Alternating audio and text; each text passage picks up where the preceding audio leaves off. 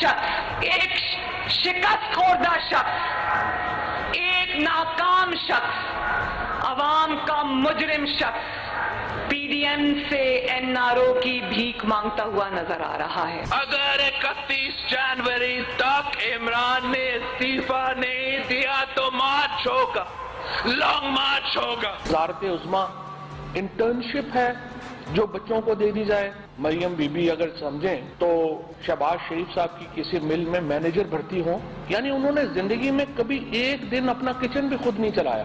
اور ابو جو تھے انہوں نے پاکستان کے عوام کی جو چھینی ہوئی دولت ہے وہاں پر عیش و آرام کی زندگی ساری عمر جو ہے انہوں نے گزاری ہے۔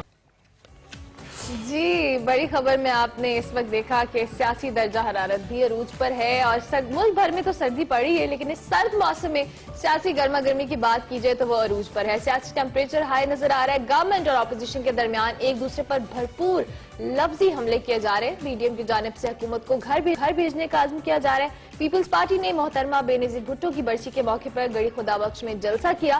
اطلاعات یہ تھیں کہ کچھ معاملات پر جے یو آئی اور پیپلز پارٹی میں اختلافات پائے جا رہے ہیں، لیکن جلسے میں پی ڈی ایم کی تمام جماعتوں نے شرکت کی۔ اس کے ساتھ ساتھ حسب روایت حکومت کو بھی تنقید کا نشانہ بنایا گیا۔ بلاول بھٹو زرداری نے اپنی تقریر میں حکومت کے خلاف لانگ مارچ کا اعلان تو کیا، تاہم انہوں نے اجتماعی استعفوں کا کہیں ذکر نہیں کیا جنہیں وہ حکومت کے لیے ایٹم بم قرار دیتے ہیں۔ بالکل، اور یہ ٹیمپریچر ہائی ہے، ہائی رہے گا، جیسے کہ کل بلاول کی سپیچ سے لگا اپنے ہوم گراؤنڈ پہ کھیل رہے تھے۔ اس وقت ہمیں وفاقی وزیر داخلہ شیخ رشید احمد صاحب جوائن کر رہے ہیں، جو کہ یہ جو ہیٹ اپ ہے اس کے اوپر آئے تھے۔ He is the most pertinent person to talk about۔ Sheikh صاحب welcome to the show and good morning as well. بہت شکریہ ہمیں جوائن کرنے کے لیے۔ کل کی سپیچز آپ نے سنی، یہ جو پارا ہے یہ اپوزیشن نیچے آنے نہیں دے رہی ہے۔ کل تو مریم نے کہا کہ آپ کو یہ کرنا پڑے گا، اب تو آپ سے ہم نے این آر او کا حق بھی چھین لیا۔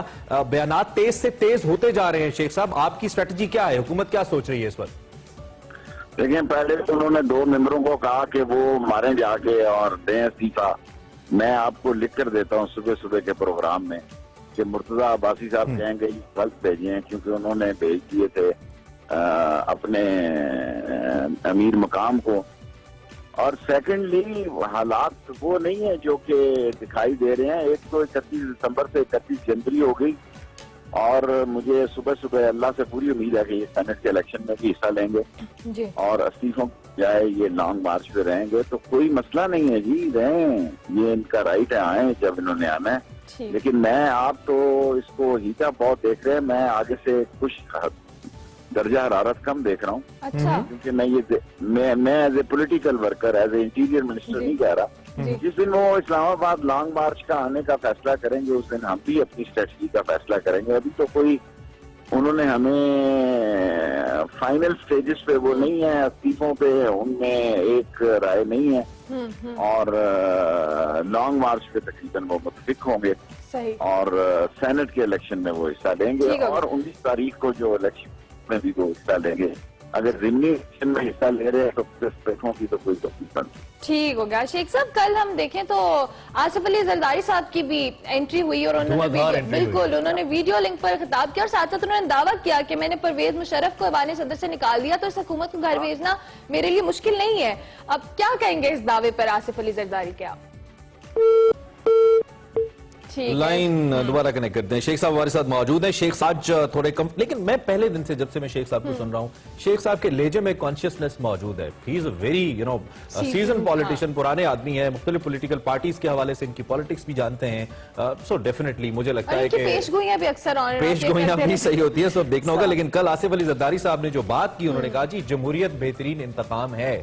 مجھے ایسا لگا کہ جیسے سم ہاؤ شاید وکٹ کی دونوں جانب کھیلنا چاہ رہے ہیں، جمہوری عمل کے اندر رہتے ہوئے ساتھ یہ اپنی جدوجہد جاری رکھنا چاہ رہے ہیں، کیونکہ بہرحال پیپلز پارٹی کے پاس they have something to lose and that is government of Sindh، جو ان کے پاس سندھ کی گورنمنٹ ہے۔ they would never want، جس طرح سے ہم اکثر کہتے چلے آ رہے ہیں۔ دوسری جانب بلاول صاحب کا جو اگریسو موڈ ہے وہ آن ہے، اور ہم اگر کل حکومتی مشیران کے بیانات سنیں تو مسلسل مختلف تنقیدی بیانات، پورا اخبار اس وقت میرے سامنے پڑا ہے، بھرا پڑا ہے۔ شیخ صاحب سے ایک دفعہ پھر لیں گے۔ شیخ صاحب سوال آپ سے آصف علی زرداری صاحب کے حوالے سے کیا تھا، بڑی دھواندار انٹرویو انہوں نے کی، اور انہوں نے کہا کہ جمہوریت بہترین انتقام ہے، مشرف کو گھر بھیج دیا، تو یہ کیا چیز ہے، ذرا بتائیے گا اس حوالے سے۔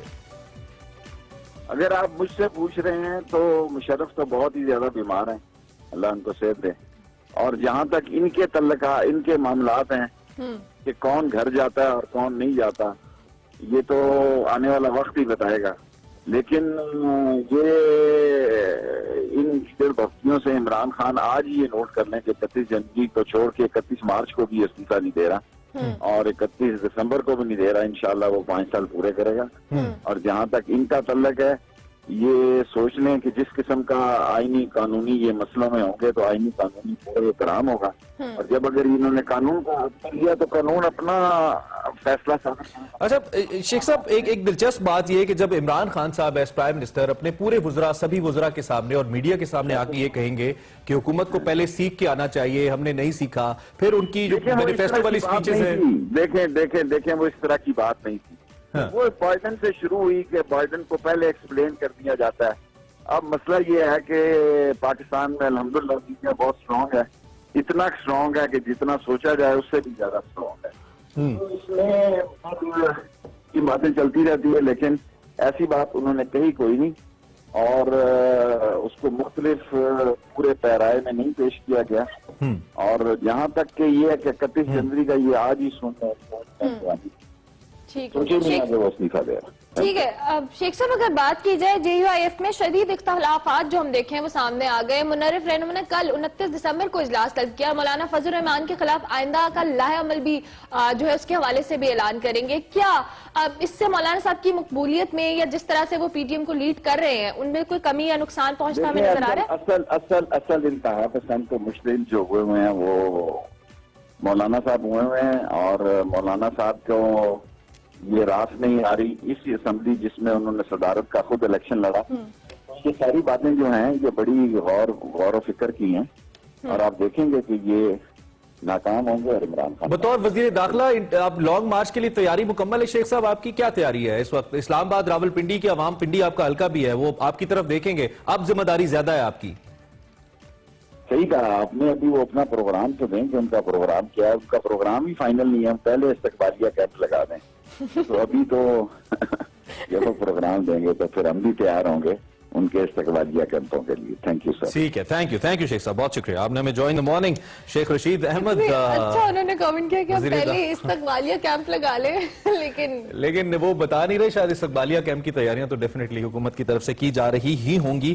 خیر اس وقت جو پولیٹیکل ٹیمپریچر ہے شیخ صاحب کہتے ہیں میں اسے نیچے جاتا دیکھتا ہوں, میں اس میں تھوڑی اس سیٹ میں کمی آتی دیکھتا ہوں, لیکن جو PDM ہے وہ مسلسل اس ٹیمپریچر کو بڑھا رہی ہے.